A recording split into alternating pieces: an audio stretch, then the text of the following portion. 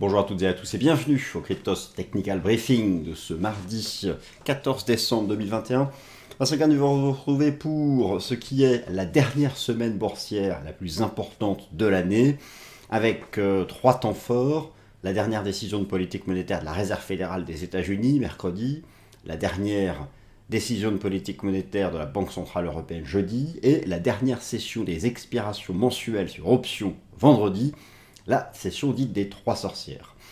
Alors, on peut considérer qu'après cette semaine, les institutionnels auront pris leur décision finale de fin d'année, reportant la suite des arbitrages en 2022. C'est donc maintenant ou jamais, alors que le cours de Bitcoin corrige depuis le piège technique au-dessus des 65 000 dollars et qu'il se stabilise maintenant au-dessus des 42-47 000 dollars, proposant des divergences haussières, mais qui ne sont que potentielles. Non actifs, ça ne vaut rien, mais potentielles. C'est un point, un prix de marché décisif.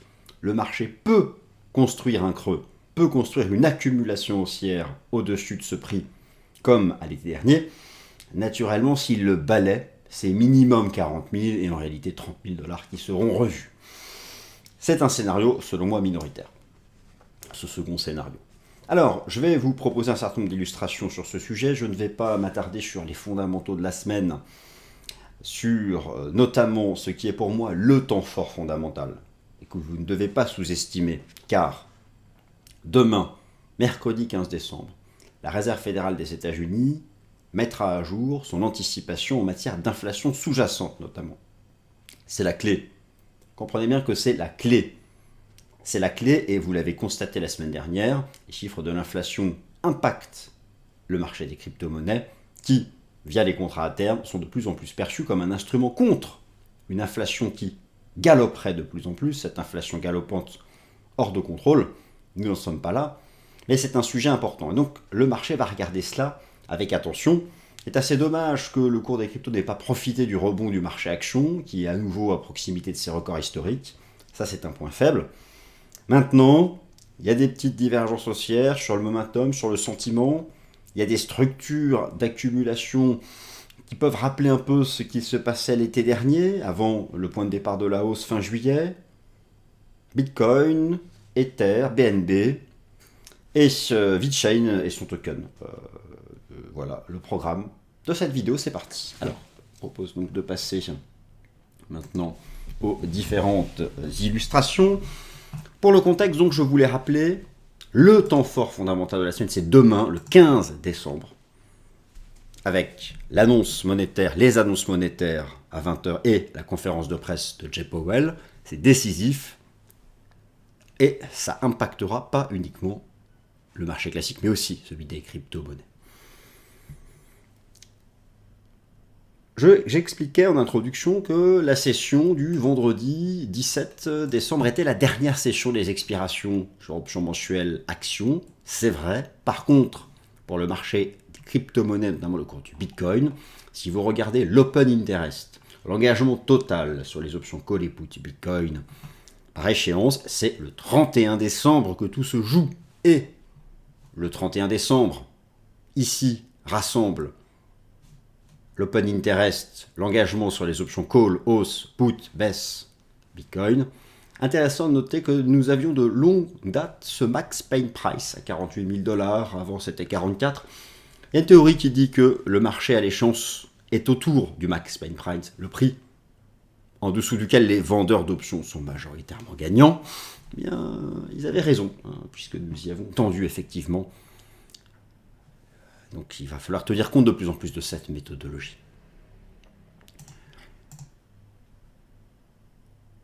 Sommes-nous au début d'une phase d'accumulation comme l'été dernier?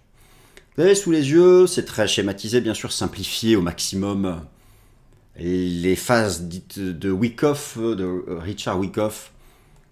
Au printemps dernier, une belle phase de distribution. Mieux, à l'été dernier, une belle phase d'accumulation, encadrée par la bougie dite de Selling Climax, ici, de Selling Climax. 19 mai dernier, regardez bien, la phase d'accumulation avait été encadrée par la mèche basse et la mèche haute. Il y a des points communs avec ce que nous vivons actuellement, avec cette bougie de paroxysme des ventes aussi, qui encadre pour le moment mèche basse, mèche haute, le range actuel. Sommes-nous quelque part par ici? Il y a des points communs, et donc je vais suivre ça avec attention. Dans tous les cas, les points communs c'est bien, mais dites-vous bien une chose, le marché restera en correction tant qu'il ne dépasse pas de résistance. Il faut une session de rupture haussière pour relancer la machine. Et derrière, ça déroule. Une session de rupture haussière ici, l'avalement haussier, à l'ultime piège technique baissier, ou encore ici, la cassure de résistance. D'ailleurs, notez le 47 000 $.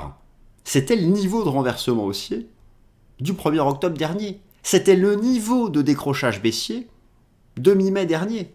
Nous sommes dessus et c'est intéressant de noter que sur ces 47 000 $, il y a, sur le contrat futur Bitcoin, qui est ici sous vos yeux, de divergence haussière potentielle.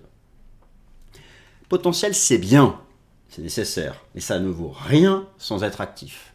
Activer, c'est dépasser le sommet qui lie les creux, dont la dynamique est opposée à celle des prix, des creux descendants, des creux légèrement ascendants.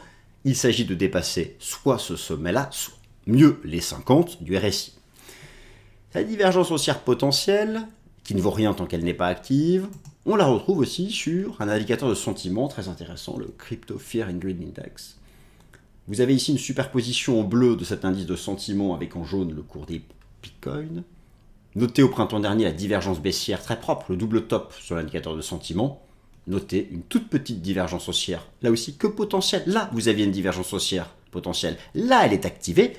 Là, elle est potentielle. Il faut dépasser ça pour l'activer et le marché ne dépasse pas encore. C'est comme sur le cours du Bitcoin, il faut dépasser ça pour l'activer. Le marché ne dépasse pas encore. Comprenez bien donc que le niveau que le marché défend actuel, 42, 47, c'est un gros support. Oui, il y a des divergences haussières. Très bien. Oui, il y a une stabilisation de l'engagement des institutionnels à travers les chiffres de l'open interest que l'on peut regarder chez Binance, ça se stabilise, que l'on peut regarder au Chicago Mercantile Exchange, ça se stabilise. Mais stabiliser, c'est bien. Là aussi, il faut dépasser une résistance. Attends, soit peu qu'on puisse parler d'une résistance sur les courbes d'open interest. Il y a donc des éléments intéressants. Mais en fait, au final, à la fin, qui décide de tout? Le fameux Fed Put pour le marché action, finalement, à Wall Street. Wall Street qui porte tout. Parce qu'en Europe, on suit Wall Street. Et parce que les cryptos ne seraient rien sans Wall Street. Et qui porte Wall Street? La Réserve fédérale des États-Unis. 1000 fois plus importante que la Banque centrale européenne. Donc tout ça, cet argumentaire avec des choses potentielles de stabilisation, c'est bien. C'est comme un athlète sur la piste d'athlétisme avec les pieds dans les starting blocks. Mais sans le coup de feu, ça vaut rien. Même s'il est très entraîné, même s'il est prêt. Et le coup de feu, ou pas, sera tiré ou pas par la Fed. Donc c'est jeudi matin, nous pourrons définitivement tirer des conclusions sur tous ces éléments. Donc en tout cas, je mets sous très haute surveillance cette possible activation de divergence, mais qui n'est absolument pas certaine d'être activée, comme ce fut le cas par le passé, tant à la hausse qu'à la baisse. Là, le marché reste en phase de potentialité. Il va falloir quand même, pour un scénario de rebond technique, se secouer, car si vous prenez l'analyse technique hebdomadaire du contrat futur Bitcoin ici, du système Ishimoku, le nuage, le Kijun-sen, la moyenne mobile à 30 semaines, il y a moins d'autres. C'est maintenant ou jamais, car en dessous, c'est revenir en direction des 30 minimum. Et nous serons fixés, soyez-en certains, jeudi matin, la réponse sera acquise pour de bon et pour les toutes prochaines semaines, et janvier 2022 compris. Ces 47 000 que le marché stabilise actuellement représentent aussi ce qu'on appelle le point of control, du volume. Vous avez ici le volume profile, le volume non pas établi en fonction du temps qui passe sur l'axe des abscisses, mais en fonction de l'axe des ordonnées répartis par niveau de prix. Le volume point of control, c'est là où il y a le plus de transactions sur toute cette période de hausse, du point bas de l'été au piège technique. C'est maintenant, donc ça montre vraiment l'importance du seuil que le marché teste actuellement.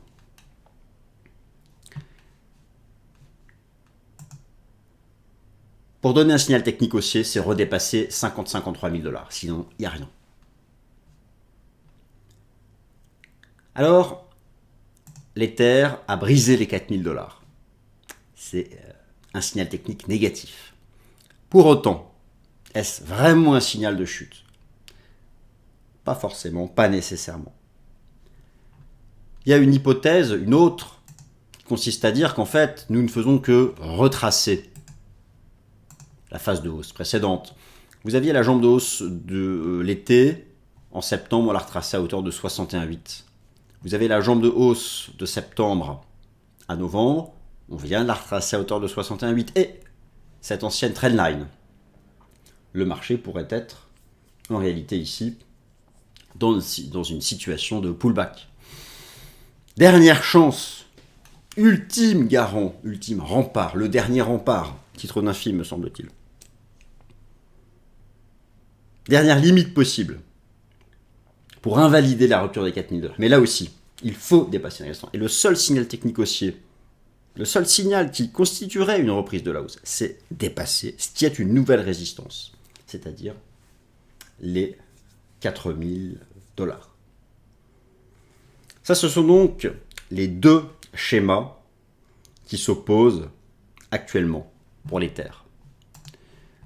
Pour regarder aussi les données d'engagement à travers l'open interest, sur les contrats à terme, ça tient encore, même si ça a retracé un peu. On se maintient à un niveau élevé.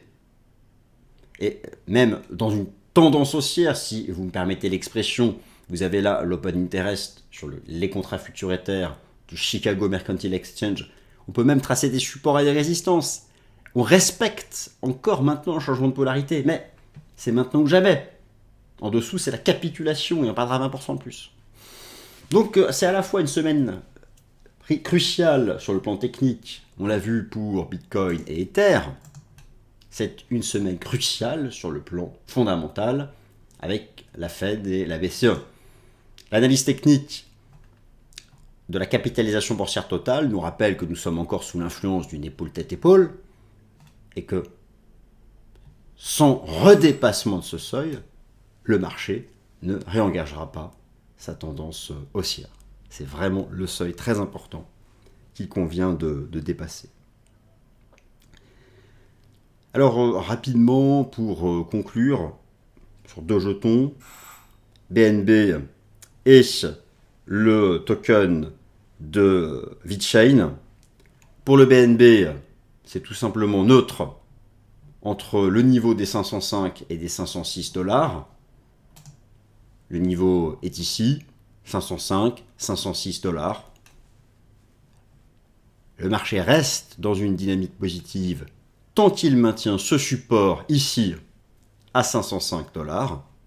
C'est aussi un niveau hebdomadaire. C'est le niveau à tenir pour éviter celui d'un choc correctif plus profond. Et enfin, encore un dernier mot donc sur VeChain. Je comprends pourquoi ce token a été choisi par les participants au sondage, car le marché est revenu sur ses plus bas, tout en bas. Là, autant vous dire que s'il s'agissait ici du leader cryptographique, d'un point de vue fractal, c'est moche. Revenir tout en bas, très bien. La mèche récente, c'était pile poil le point de renversement haussier ici de l'été dernier. Oui, divergence haussière potentielle, mais potentielle, je vais expliquer, ça ne vaut rien tant que ce n'est pas actif. Il faut, là aussi, dépasser une résistance pour transformer ça en une phase haussière. Dépasser une résistance, c'est par exemple, et ça je vais le suivre de très près, cette compression entre ce niveau de support et le parabolique SR, qui est juste ici. Voilà la résistance à dépasser pour envisager un signal haussier 0,09 $. Sous cette résistance et corrective, si elle est dépassée, c'est activer une divergence haussière, c'est donner un signal de rebond similaire à ce que le marché avait proposé ici ou encore ici. Pour le moment, nous sommes encore dans cette phase d'attente. Voilà, ainsi s'achève le Cryptos Technical Briefing de ce mardi 14 décembre 2021. J'espère qu'il vous a plu. La Fed donc décidera de tout, et la réponse à toutes ces questions sera obtenue clairement cette semaine. Merci à toutes et à tous de m'avoir écouté, et passez donc une excellente semaine.